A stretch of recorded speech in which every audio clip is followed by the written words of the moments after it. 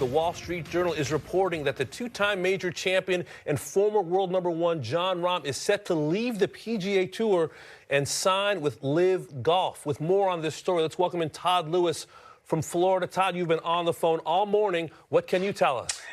Well, actually, David, this has been whispered on the PGA Tour for the last couple of weeks, but now it seems like it's going to be a crescendo. Jon Rahm's camp has not responded to any questions in regards to Rahm negotiating with LIV Golf over the last few weeks, but I can confirm after talking to several people who are familiar with the situation surrounding Jon Rahm that unless there is a pull of the ripcord by either side, which is unlikely to happen, Jon Rahm is going to be a part of LIV Golf moving forward. That official announcement could come as early as today, this afternoon. Now, talking to people familiar with this happening, they feel as if Jon Rahm has been conflicted. This has not been a no-brainer to sign with LIV. Obviously, there is the carrot of millions and millions and millions of dollars, but he has been on record saying that his legacy as a part of the PGA Tour, not LIV Golf, when questioned is if he would go and be a part of that Saudi tour.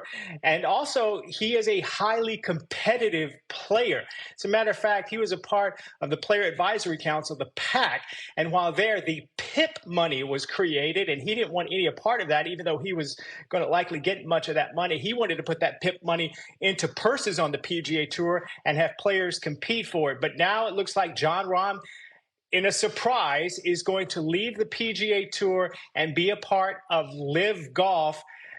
And there are others who think that Rahm feels that this will force a deal between PIF, the Public Investment Fund of Saudi Arabia, and the PGA Tour. The negotiations have continued for months now, and Jon feels ultimately he may be able to play on the PGA Tour in the future, but that's to be seen, of course.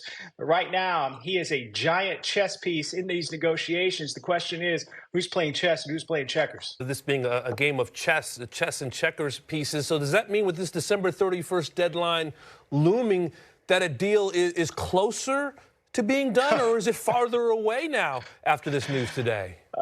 David, that is a great question, because if indeed, maybe the third most popular player on the PGA Tour, one who is in his 20s still, who has got an incredible future ahead of him, moving to LIV Golf, it's adding stress to the negotiations. I will say that for sure.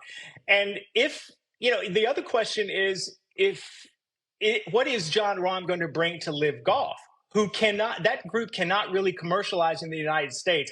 Internationally, they're doing pretty good business, but here in the United States, it's been very difficult for that tour to grab any traction. So now paying Jon Rahm a bunch of money, is that going to help get them a return on investment here in the United States? That's a big question for the Saudis as well. But is this going to accelerate negotiations? Is this going to push the sides further apart? That is a very good question. This is a fast-moving story. Todd, thank you so much. We appreciate your reporting. You got it, guys.